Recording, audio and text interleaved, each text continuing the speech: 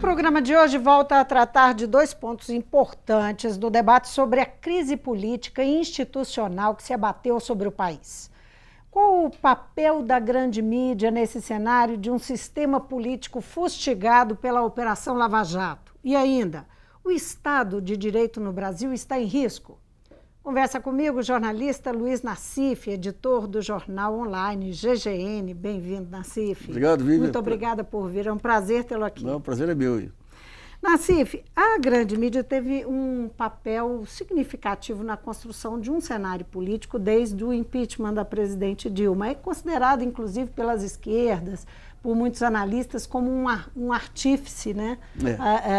Um artífice mesmo do que é considerado um golpe pelos apoiadores da presidente Dilma. Agora, o presidente Michel Temer e o senador Aécio Neves são o alvo principal da Lava Jato, e a mídia deu com grande estardalhaço, especialmente tem trabalhado muito em cima das gravações do senador Aécio Neves, colocando ele bastante em evidência, né? Uma evidência sistemática e negativa para o político, né? Como é que você analisa o papel da mídia neste momento, né? E até fazendo, claro, um paralelo com aquele momento a mídia, na verdade, a desconstrução até de projeto nacional, a mídia começou em 2005. Uma campanha sistemática, assim, de jogar para baixo qualquer conquista do país, e que se amplia depois com o Mensalão e atinge o auge agora com a Dilma. 2005 por quê? Porque era o fim do primeiro mandato de Lula? Não, ali o que houve foi o seguinte: você tem uma crise global na mídia com o avanço das redes sociais, e com as redes sociais e internet, aquelas barreiras de entrada para grupos estrangeiros foram demolidas. Antes você não conseguia entrar, o grupo estrangeiro não conseguia entrar no Brasil, porque televisão aberta é concessão, jornais, tudo, você tem uma legislação que impedia. Com a internet, essas barreiras caíram. Então, globalmente, você tem uma crise terminal aí no modelo tradicional de grupos de mídia. E o Brasil, os jornais, os grupos de mídia aqui usaram o modelo do Murdoch, lá nos Estados Unidos, para se organizar, que consiste em quê? Você tem uma desorganização no mercado de informação com as redes sociais.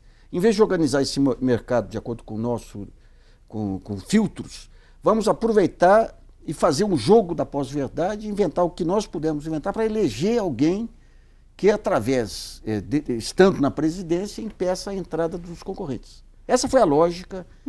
Então nós temos, desde 2005 para cá, a revista Veja. Então é uma questão de negócios, mas tem um viés ideológico. Sempre negócio. Você tem um viés ideológico, que você tem uma posição pró-mercado tradicional na mídia, né?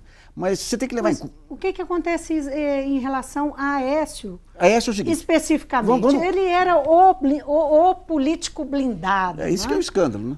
Vamos pegar 89, o Lula candidato. A Globo começa apostando no Afif, se eu não me engano.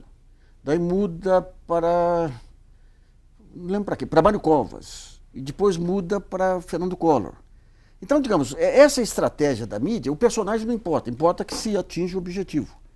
Durante algum tempo, o personagem que atendia esse objetivo era o Aécio. Então ele foi blindado de todas as maneiras. O escândalo está nisso. Então, depois que... daí começam a aparecer tantas informações e tudo, que a mídia fica como um passivo. Como ela ficou, por exemplo, na época das diretas, Globo e tudo.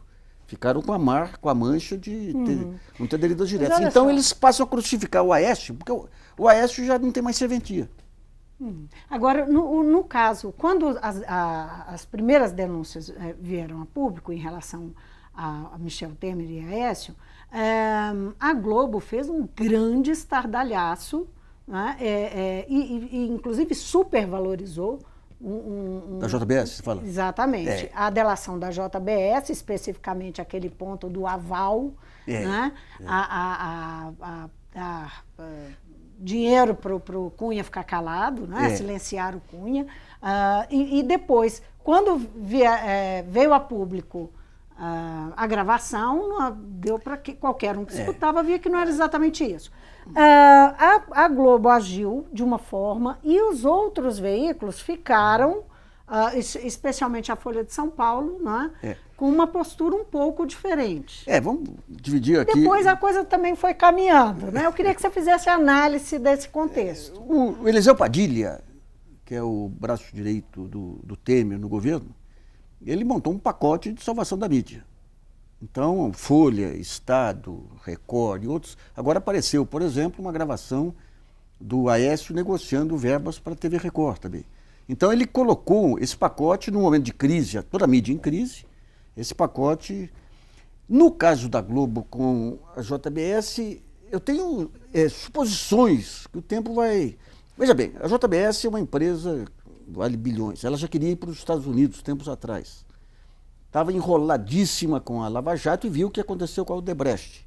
Então ela precisava ter um acordo com a Procuradoria-Geral da República que livrasse ela do Brasil para não ter esse sangramento continuado que tem na Odebrecht. Para conseguir esse acordo, ela precisava de duas coisas. Primeiro, convencer o Rodrigo Janot, procurador-geral, que até então ele vinha blindando o Aécio de todas as maneiras.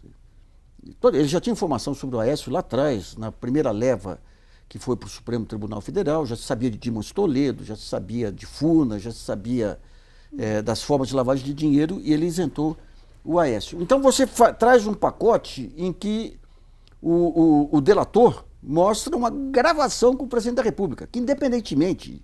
O presidente Michel Temer é um ser abjeto, mas o que fizeram com ele vai contra qualquer princípio constitucional.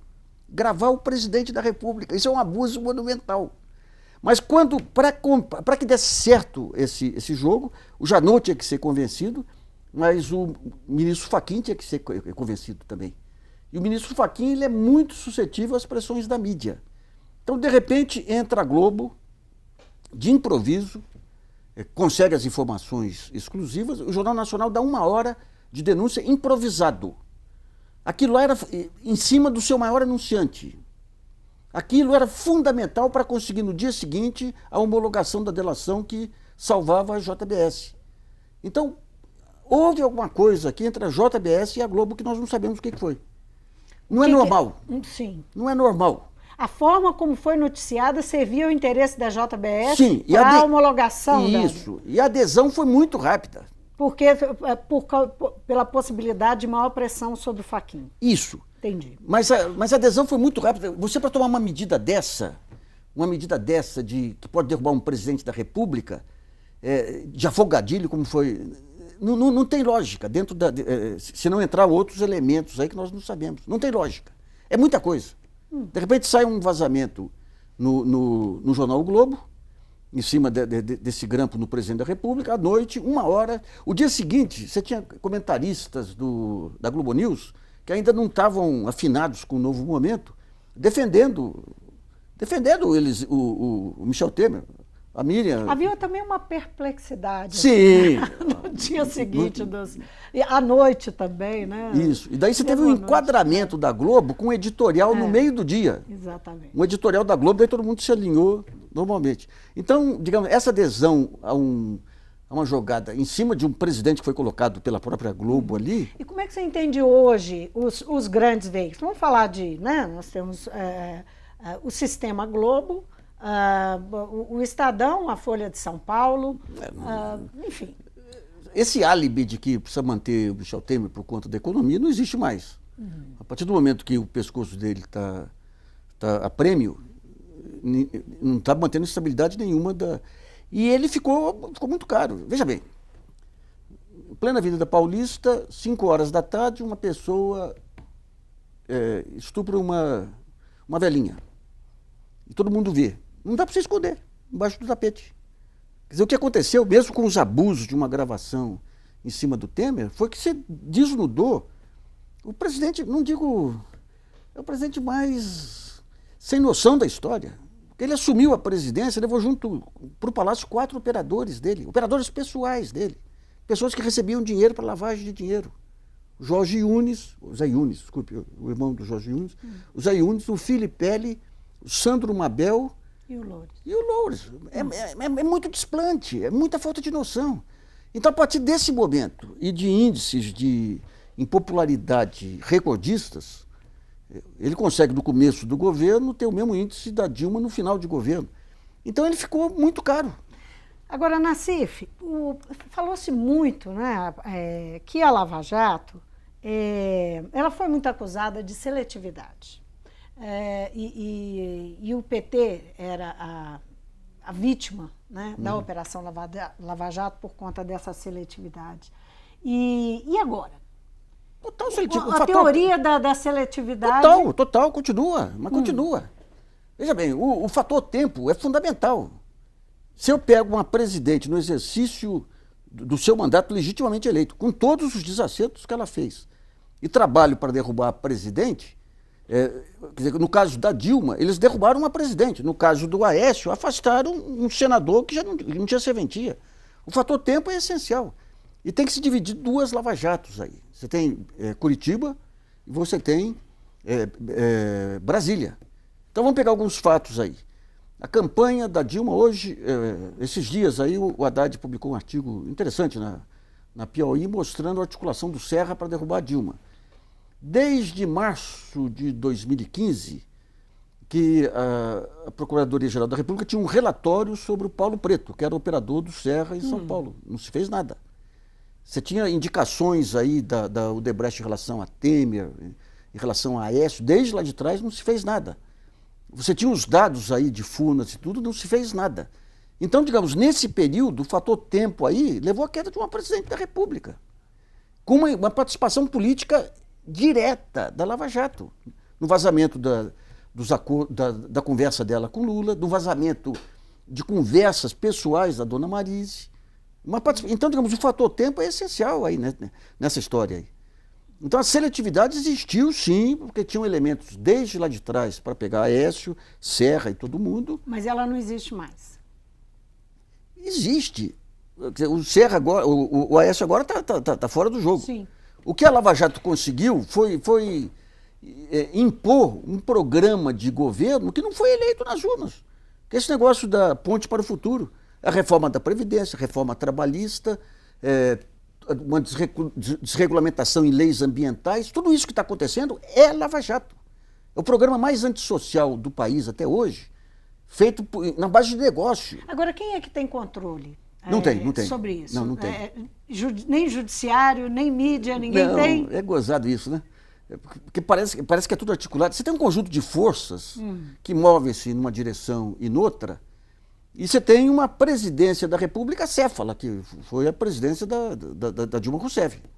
Grande mulher, depois que saiu do governo, uma grande figura assim, mas no governo ela ficou totalmente desamada, e sem saber como... Então você vai ganhando expressão aqui, um conjunto de fatores, né? O Ministério Público querendo protagonismo, as corporações públicas negociando protagonismo, esses movimentos de rua, muitos insuflados por ONGs bancadas pelo estrangeiro, uma mágoa monumental do Congresso, os negócios que a Dilma não aceitou fazer. Você pega a JBS, por exemplo, ela ajuda a eleger uma bancada que vai garantir a eleição do Eduardo Cunha para presidente da Câmara, porque a Dilma não quis fazer negócio. Então, pelo que ela tinha de bom e pela falta de jogo de cintura política, ela deixou solto. E aqui nós temos E até que ponto isso é a mesma coisa, hein? Hã? E até que ponto isso é a mesma coisa? Atualmente? Não, essas coisas, você disse, o que ela tinha de bom e a falta de jogo. Pois é. Não... De falta de jogo de ela cintura, tinha a visão de que a Lava Jato ia tirar todos os bandidos e ela ia poder governar sem necessidade de fazer acordo. Uma ingenuidade monumental, né? Agora, a grande imprensa se coloca como aliada incondicional do juiz Sérgio Moro, agora... Isso mas isso aí, o que te parece? É também uma estratégia, digamos, econômica? É uma estratégia política, de né? mercado? O poder que você conseguiu... É questão de poder ou eles estão falando o que as pessoas querem ouvir? Não, são as duas coisas, né? São as duas coisas. A imprensa ela vai a reboque também da opinião pública. Por exemplo, você pega o Estadão, e a Lava Jato ela dá manchete. Então você pega o Estadão, agora que pegou os aliados do Estadão, ele faz editoriais contra a Lava Jato. Mas o principal porta-voz da Lava Jato é um repórter do Estadão. Então eles conseguiram, digamos, com esse jogo de atender a opinião pública, eles conseguiram um poder junto à opinião pública. Por outro lado, você pega a Globo. Se você for pegar os dois grandes escândalos globais que ocorreram nos últimos tempos, em função das manifestações de junho de 2013, que mostrou que o país estava pronto para punçar, digamos, os seus grandes problemas, você tem dois escândalos que surgem nessa época e que entram juntos no modelo de cooperação internacional do FBI, Departamento de Estado americano, Ministério Público americano, com o Ministério Público dos diversos países. Um é a questão do petróleo, que vem a Lava Jato, e outra questão da mídia. FIFA. A FIFA, pela primeira vez, permitiu você romper aquele compadrio que existia entre confederações de futebol, grupos de televisão e governos para a entrada dos grupos de fora. Porque se você for pegar a audiência dos grupos de mídia e televisão, o esporte ele é a peça central. Mas o que acontece quando estoura a FIFA? A FIFA é um escândalo brasileiro, é um escândalo Globo. É know-how brasileiro, é coisa nossa. É João Avelange em cima de uma metodologia desenvolvida aqui no Brasil. Estoura o escândalo FIFA, o Ministério Público começa a levantar coisas da FIFA, que pega a Globo diretamente e para. Uma juíza de primeira instância. Você vê, a Lava Jato derruba um presidente da República. Aqui uma juíza de primeira instância deu uma liminar aí para proibir o envio de informações do Ministério Público para fora. E o Ministério Público acatou. Então você tem um pacto aí que deu uma baita força para o Ministério Público. Se você for pegar, digamos, a reforma da Previdência, quais são os setores que vão ser isentos aí? Forças Armadas, Ministério Público, Poder Judiciário. Quem vai bancar? O setor desorganizado, que é o contribuinte aí do setor privado. Então você tem um jogo de interesses aí, onde a Globo passou a ter um poder de derrubar presidente a qualquer momento, por conta dessa parceria com o Ministério Público. E outros casos também ficando subordinado ao público que se ajudou a criar nesse período. Né? Agora, há uma tese de que nós estamos caminhando para um estado de exceção. Que há momentos que isso se configura. Nós estamos no estado de exceção.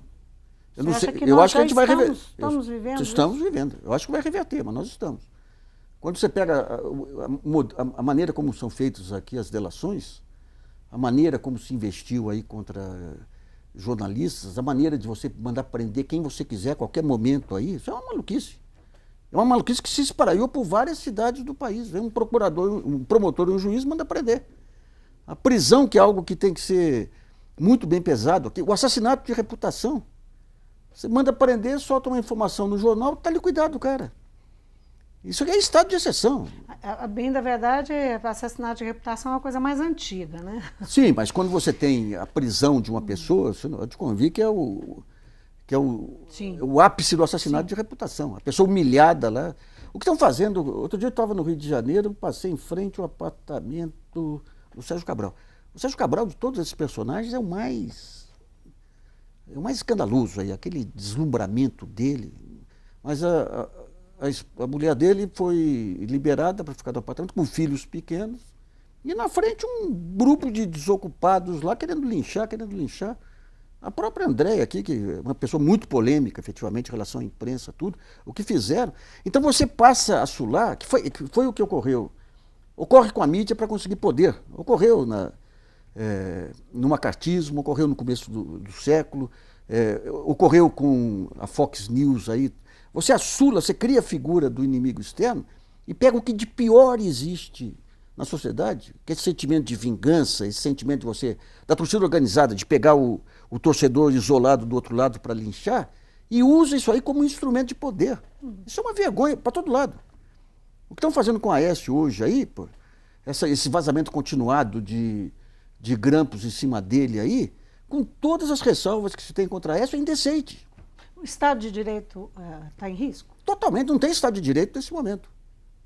Nesse momento nós não temos. Quando você pega um ministro da alta corte, que nem o Zé... Mas nós podemos dizer que é uma coisa tão assim... Veja bem, é que nem a meia virgindade. Não tem essa história de... Você está caminhando para uma escalada aí que, se não for detida, quando você chega um ministro da alta corte, que é Luiz Roberto Barroso, e convalida o estado de exceção, quando você vem o Tribunal Regional Federal do Sul lá convalidando o estado de exceção...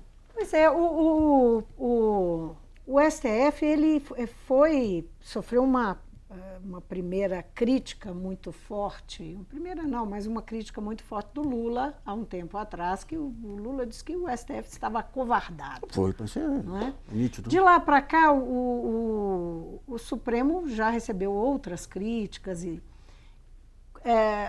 a propósito do que você está dizendo, como é que você enxerga o Supremo hoje? Acovardado. Continua acovardado? Acovardado. Você tem uma pessoa que tem coragem lá e tem lado. O jeito mais parcial, o jeito que mais desmoraliza o Supremo, mas que tem coragem de falar, que é o Gilmar. Pega o Gilmar. O Gilmar, com aquele IDP, Instituto Brasilense, aquela universidade dele, se você pegar os congressos que ele fez, todos eles têm patrocínio da JBS, da Febrabank, um monte da CEMIG não, da Light, um conjunto de empresas que ele está estudando. Isso aí nunca foi notícia. Daí ele começa a se votar agora contra a Lava Jato e contra o Janot e fazem um carnaval porque pegaram uma reunião dele com o cara da JBS. Então, digamos, o Supremo, se você for pegar o Barroso, a justificativa para... Veja bem, quando você pega a Constituição e o Supremo, qual que é a lógica da Constituição? A lógica da Constituição é você garantir um conjunto de regras aqui que impeça o predomínio das maiorias eventuais.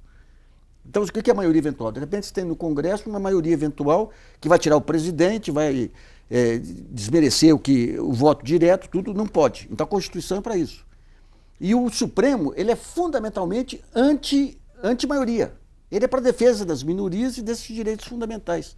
Qual a alegação deles para permitir esse golpe do impeachment? A alegação é que o clamor das ruas e a presidente não tinha mais condições políticas, tiraram o corpo, mas violentamente. Você tem pessoas individualmente lá, muito valorosas lá. Você tem o Marco Aurélio de Mello, você pega, por exemplo, e esse protagonismo político do judiciário, eles gostaram disso. Pega o Celso de Mello, que é o decano. A maneira como ele se refere quando vai julgar um partido político contrário é indecente. Ele chega agora aqui, começou o movimento de diretas, ele sem mais nem menos publica um parecer dizendo que diretas vai contra a Constituição. Isso é posicionamento político. Você pega o Fux ele tem a discussão de royalties lá, ele interessa ao Rio de Janeiro não manter discussão, ele põe na gaveta e não acontece nada. Então o Supremo é um pequeno Supremo, né? É um pequeno, não é garantidor da... E quando ele permite o golpe em cima da Dilma, com todos os desacertos da Dilma aí, ele desestrutura todo o edifício institucional brasileiro. Nassif, com esse cenário e com essa descrição do Supremo, será que a gente recupera o nosso Estado de Direito? Recupera porque... Aquele negócio, é quando você bate no fundo do poço que você começa a recuperar. Nós batemos no fundo do poço? Olha, os otimistas dizem que sim, os pessimistas dizem que ainda tem muito para... A ver, né? Esse é um ponto que a gente nunca imaginou que o país pudesse chegar a um ponto aí de estar sendo governado pelo pior grupo político desde a redemocratização. É um pessoal que fazia chantagem com o Fernando Henrique, fez depois da crise do câmbio, fez chantagem com o Lula depois do mensalão, fez chantagem com a Dilma. Então, quando você pega, mesmo esse presidencialismo de coalizão, com todas as concessões que se faziam, o executivo era um filtro para impedir o assalto. Hoje é a seco. E o TSE? Só para a gente encerrar, que o nosso tempo está agora curtinho, o TSE, nós temos aí a expectativa do início do julgamento da chapa Dilma Temer, né, nessa terça-feira. É imprevisível, né? Porque se for pela composição política, o Temer se safa. Ele tem pessoas que ele indicou, tem o Gilmar, que tem uma influência muito grande. Mas é isso mesmo, as pessoas foram colocadas lá, os juízes foram colocados lá para cumprir esse papel? Olha, os tribunais... Depois de tanta denúncia sobre isso, eles vão sentar, pedir vista e sentar em cima? Então, aí, por outro lado, você tem esse clamor popular, pegou todo mundo hoje contra o Temer. Então é difícil chegar a uma... É difícil saber o que passa na cabeça de 4 pessoas lá, que são os 4 que votariam a favor do... Agora, se por exemplo, você tem um que foi indicado agora, que se achou que ele vai pedir vistas. Daí começa a soltar informações de contatos dele com a JBS. É um jogo que eu nunca vi coisa igual. Porque é um jogo que é escancarado, todo mundo abusando. O Tribunal Superior Eleitoral abusando, o Procurador-Geral abusando. Então você não tem regra mais. E qual que é o mote inicial dessa quebra de regra? O Supremo Tribunal Federal. Quando permitiu esse absurdo aí de tirar um presidente por conta das tais pedaladas. Veja bem, a gente tem uma... Abriu a porteira? Abriu a porteira, né? Nassif, essa conversa podia ir longe, mas infelizmente o nosso tempo nos Se tivesse mais tempo, eu ia falar da parte otimista, que eu sou otimista. Eu acho não, que então fala só um pouco rapidinho da parte nós otimista, só para a gente poder encerrar, digamos, com o coração um pouquinho mais leve. Está o Brasil inteiro discutindo hoje aí todos os absurdos que foram cometidos aí com o impeachment, os absurdos econômicos que a própria Dilma cometeu, tudo isso está numa reavaliação muito grande. Você tem uma discussão que está vindo de norte a sul aí, uma reorganização de várias áreas aí, escancarou foram essas bancadas eleitas aí por JBS, Odebrecht, tudo, escancarou o que é esse protagonismo jurídico da justiça, protagonismo político da justiça, escancarou o que são as ambições políticas aí do Ministério Público, escancarou a falta de consistência programática dos partidos, seja PT, PSDB. Isso obriga a um recomeço, sabe? Minas tem um grande brasileiro aqui, entre vários, que é o Israel. O doutor Israel, ele foi secretário de Ciência e Tecnologia do governo Figueiredo. O governo Figueiredo foi aquela noite tenebrosa que se abateu sobre o Brasil, quando parecia que estava tudo perdido, a década perdida, estavam sendo plantadas sementes que frutificaram depois. Nós estamos nesse momento. Uma molecada que está vindo aí com uma maturidade, esses secundaristas e jovens que estão vindo com uma maturidade, que não tinham espaço nenhum na política. Eles surpreenderam, né? Mas uma maturidade, olha, o Brasil é muito maior do que essa crise, nós vamos sair bem disso aí. Bom, tomara que você tenha razão. Muito obrigada por vir. Obrigado a você. Eu conversei com Luiz Nassif, que é jornalista e editor do jornal online GGN. O Mundo Político fica por aqui. Obrigada por nos acompanhar e até o próximo programa.